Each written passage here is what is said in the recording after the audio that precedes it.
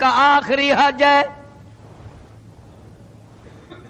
جبل رحمت کے نیچے ذرا سی نیچے اتر کر جگہ بنی ہوئی ہے، وہاں پر ایک اونٹنی پہ سوار ہے، ایک ڈاچی پہ سوار ہے. لوگوں کو فرمایا یا ایھا الناس، او لوگو، او انسانوں، او آدمیوں، اللہ اور اس کے رسول کو ماننے والوں، الصلاۃ الصلاۃ، نماز کی پابندی کرنا، بیماری میں بھی پڑھنا، سفر میں بھی نماز پڑھنا، شادی میں بھی نماز ادا کرنا، غمی میں بھی نماز ادا کرنا، سردی میں نماز ادا کرنا، گرمی میں نماز پڑھنا. آخری حج ہے. حضور کریم صلی اللہ تعالی علیہ وسلم کا تقریباً آخری وقت ہے. فرمایا لوگوں، قرۃ عینی فی الصلاۃ، نماز میری آنکھوں کی ٹھنڈک ہے. جو نماز نہیں پڑھتا میں اس کے لیے قیامت میں شفاعت کرنا میری کوئی ذمہ داری نہیں.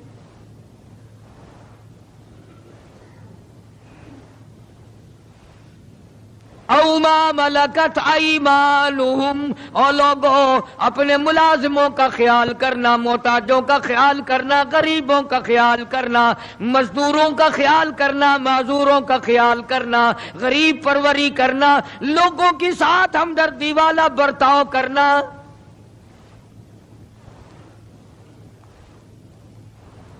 جو کچھ میں تمہیں بتلا رہا ہوں فرمایا یاد کرو، میری بات کو سمجھو. حضور کریم صلی اللہ علیہ وسلم نے فرمایا لاکھوں کا مجمع ہے، فرمایا جو میں تمہیں بات کہہ رہا ہوں تمہارے ذمے ہے، جو اس وقت میدان عرفات میں نہیں پہنچ سکے ان تک پہنچا دینا.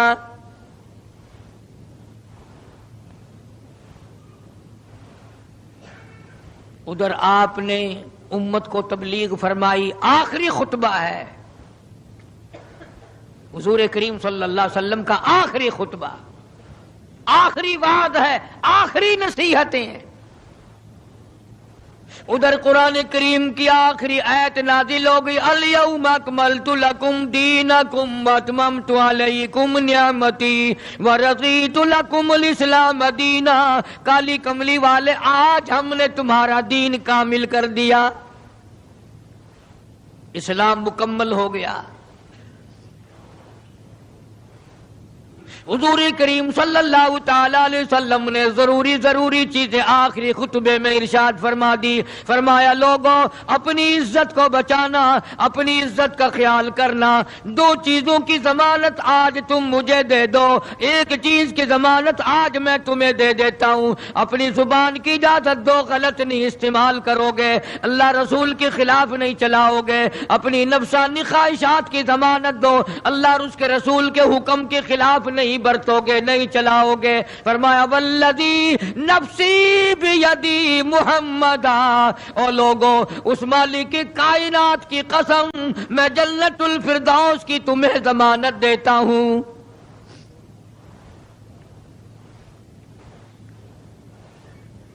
حجۃ الوداع میں خطبہ ارشاد فرما دیا. اس کے بعد مینا مزدلفہ تشریف لے آئے، مکہ مکرمہ میں تشریف لے آئے. واپسی مدینہ پاک میں ہو رہی ہے، راستے ہی میں طبیعت بگڑ گئی.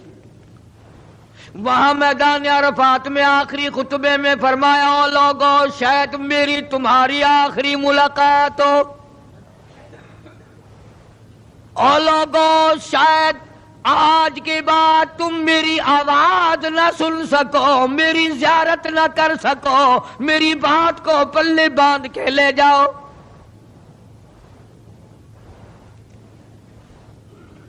مدینہ طیبہ میں پہنچ گئے.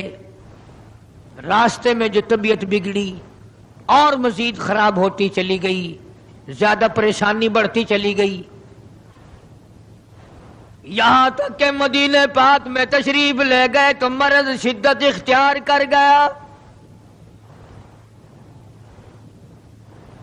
جناب ابو ہریرہ رضی اللہ تعالیٰ عنہ نے دیکھ کر عرض کر دیا میرے آقا بڑی کمزوری آ گئی، بڑی ضعیفی آ گئی، بڑی ناتوانی سی آ گئی، بڑے آپ کمزور ہو گئے، بہت زیادہ ضعیفی چہرے سے ظاہر ہونے لگی۔ فرمایا ابو ہریرہ موت قریب ہے، موت قریب ہے، زندگی دور ہوتی چلی جا رہی ہے، اور تجھے کیا بتلاؤں، جب قرآن کریم کی ان صورتوں کی تلاوت کرتا ہوں جن میں قیامت کا ذکر ہے، میرا سانس رک جاتا ہے،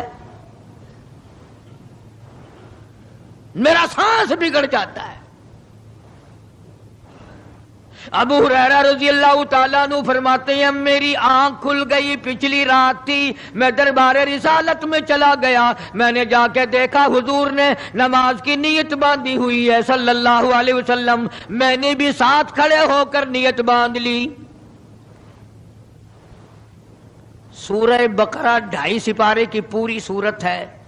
ابو ہریرہ کہتے ہیں پہلا سپارہ ختم ہو گیا، دوسرا سپارہ ختم ہو گیا، میں نے اندازہ لگایا کہ چلو سورت ختم کر کے تو رکوع فرمائیں گے، آل عمران شروع فرما دی، وہ 1.25 پارے کی ایک سورت ہے۔ پھر میں نے اندازہ لگایا کہ چلو اس سورت کے ختم ہونے پہ تو رکوع فرمائیں گے، سورت نساء شروع فرما دی، 5.25 پارے پڑھنے کے بعد جب رکوع فرمایا،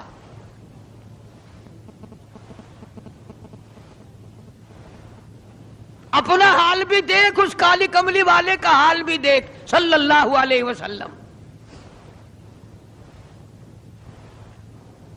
ابو ہریرہ کہتے ہیں جب قرآن مجید کی تلاوت ہو رہی تھی میں پاس کھڑا ہوا تھا نماز میں، حضور کے سینے سے، آپ کے چھاتی سے مجھے یوں سانس پھولنے کی آواز آئی جیسے ہنڈی پکتی ہوئی کھولتی ہے، سانس پھول گیا۔ قرآن کریم کی تلاوت کرتے کرتے طبیعت متاثر ہو رہی ہے۔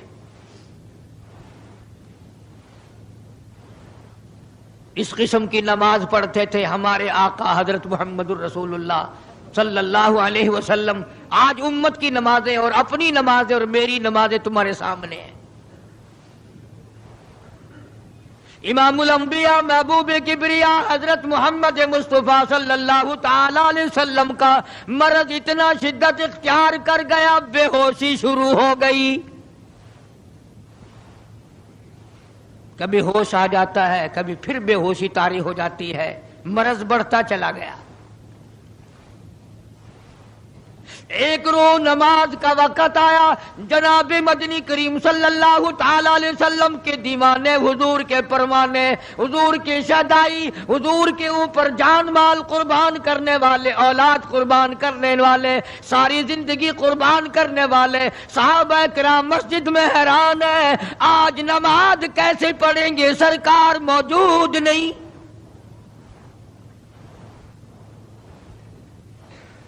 جناب عائشہ صدیقہ رضی اللہ تعالی عنہا نے جناب فاطمۃ الزہرا رضی اللہ تعالی عنہا دونوں پریشان ہیں کہ مرض بڑھ گیا ہے، تکلیف زیادہ ہے، ہوش آئی آپ کو، فرمایا اصلی الناس، کیا لوگوں نے نماز پڑھی؟ فرمایا قالوا لا بل ينتظرونك، نہیں پڑھی بلکہ آپ کا انتظار ہو رہا ہے۔ سارے دیوانے، سارے پروانے، سارے شہدائی، سارے جانثار، سارے غمگسار، ساری زندگی قربان کرنے والے دیواروں کے ساتھ لگے ہوئے کھڑے رو رہے ہیں، کالی کملی والے آج اگر تیرا دیدار نہ ہوا تو ہم مر جائیں گے۔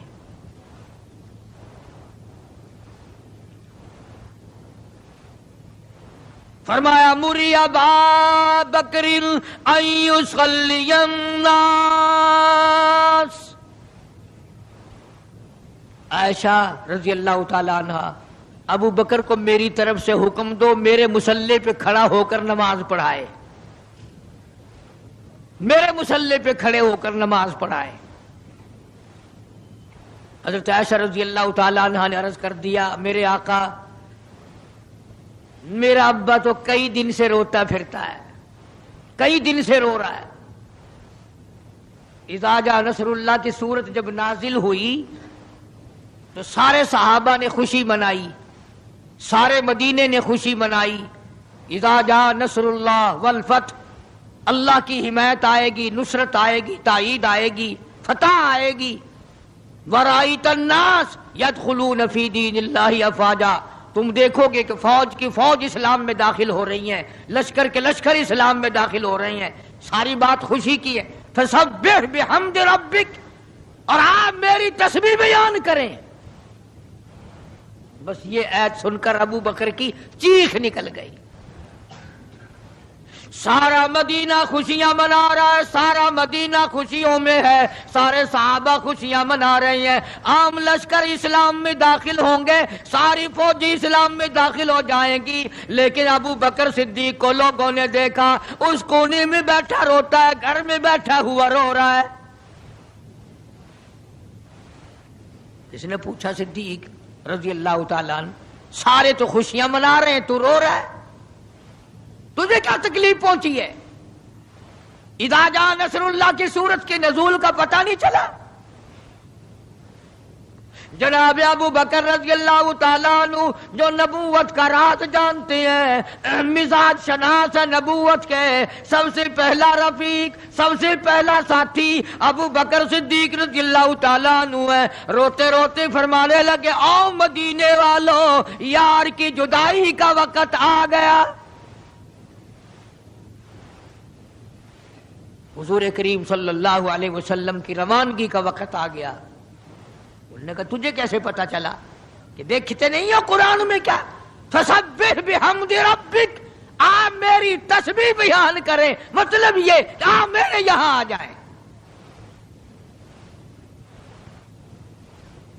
سب سے زیادہ صدیق اکبر نے قرآن کریم کو سمجھا.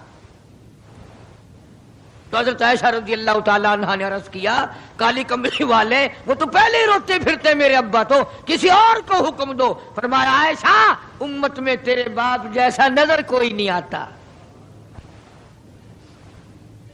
ساری امت میں تیرے باپ جیسا نظر کوئی نہیں آتا. صدیق اکبر رضی اللہ تعالیٰ عنہ کو حکم مل گیا.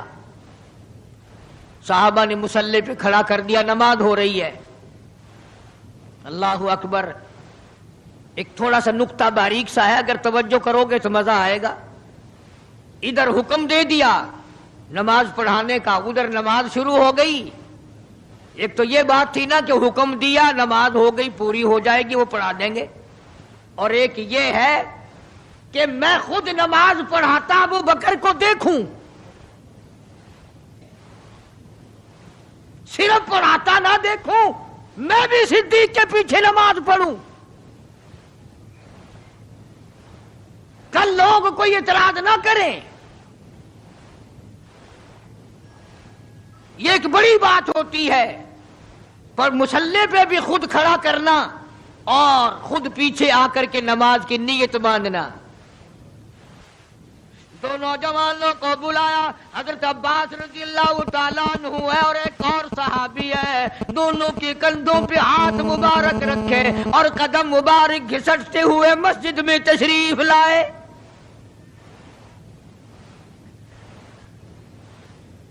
آپ اور میں تو تھوڑی سی تکلیف ہو جائے، سب سے پہلا نزلہ نماز پہ پڑتا ہے. کھانا اچھا ہو جائے گا، ڈاکٹروں کا خرچ بڑھ جائے گا، اور گھر والوں کا دھیان بڑھ جائے گا، فکر بڑھ جائے گا. لیکن مرنے والا، بیمار پڑنے والا جو ہے نماز سے بے فکر. سب سے پہلے مسلمان نماز چھوڑتا ہے. اور میری بات لکھ کے لے جاؤ، لاکھوں کروڑوں میں سے 2-4 نمازی مرتے ہیں. بڑا خوش نصیب ہے وہ آدمی کہ دم نکل جائے پر نماز ایک بھی قضا نہ ہو، آخری وقت تک جس کی نماز قضا نہ ہو. حضور کریم صلی اللہ تعالی علیہ وسلم نے پیچھے آ کر کے نیت باندھ لی. ابو بکر کو احساس ہو گیا، پتہ چل گیا کہ صدیق اکبر کو معلوم ہو گیا. حضور میرے پیچھے تشریف لے آئے، نماز میں شامل ہو گئے. ابو بکر پیچھے ہٹنے لگے، مصلی چھوڑنے لگے. آپ نے فرمایا الزم مکانک، ٹھہرا رو وہیں جہاں میں نے تجھے کھڑا کر دیا.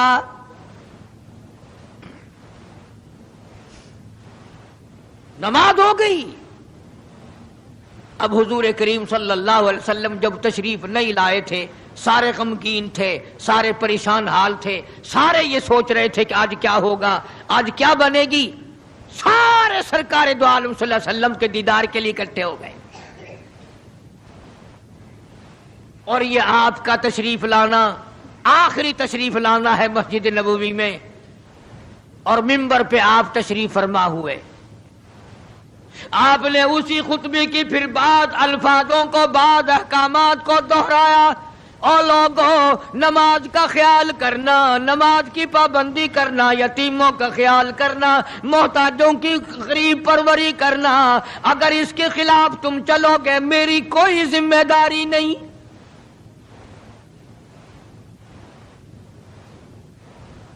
بیماری کی کیفیت کو دیکھ کر، چہرے کی کیفیت کو دیکھ کر صحابہ کرام رو رہے ہیں، سب کا دل اندر سے یہ کہتا ہے شاید آج آخری دیدار ہے، شاید آج آخری ملاقات ہے۔ ادھر خود اعلان فرما دیا، فرمایا لوگوں میری تمہاری شاید آخری ملاقات ہو، آج کی بعد زیارت نہ کر سکو گے، میری بات سن لو، میری بات اپنے دل میں لکھ لو، کلمہ قرآن کو اپنے ساتھ رکھنا، میں یہ قرآن کریم تمہارے سپرد امانت کے طور پہ کر رہا ہوں، کل قیامت میں تم سے واپس لے لوں گا۔ سارے صحابہ چاروں طرف سے اکٹھے ہیں، مجمع بنا ہوا ہے۔ ادھر منبر پہ تشریف فرمائے، خود ہی فرمانے لگی الوداع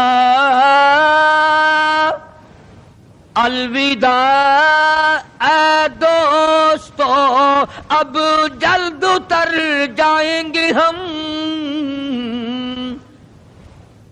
الوداع اے دوستو اب جلد اتر جائیں گے ہم، اور پھر کبھی اس دنیا کمینی میں نہیں آئیں گے ہم۔ میرا آخری وقت ہے، میری تمہاری آخری ملاقات ہے، میری بات یاد کر لو۔ سارے دیوانے حیران ہو گئے، اور بھی پریشانی بڑھ گئی، لوگ قریب آ گیا بچھڑنے کا معاملہ، ہم نے اولاد کو قیمہ بنتا دیکھا پرواہ نہ کی، ہمارے بچوں کو ظالموں نے نیزے کی نوک پہ لٹکا دیا پرواہ نہ کی، وطن چھڑا دیا پرواہ نہ کی، 8 دن پانی کی بوند نہ ملی پرواہ نہ کی، مہینوں مہینوں روٹی کا ٹکڑا نہ دیکھا پرواہ نہ کی، کوئی پرواہ نہیں کی۔ آج یہ کیا سلسلہ شروع ہوا؟ سارے صحابہ کرام بھی رونے لگے اور کہتے ہیں کس طرح سے کیوں کر، کس طرح سے کیوں کر دل لگائیں گے ہم، اور اس جیسی مبارک شکل کہاں سے لائیں گے ہم، کس طرح جئیں گے، کس طرح گزارا کریں گے؟ آقا ہم نے تو بھوک بجھائی، پیاس بجھائی، سب کچھ تجھ پہ قربان کر دیا تھا،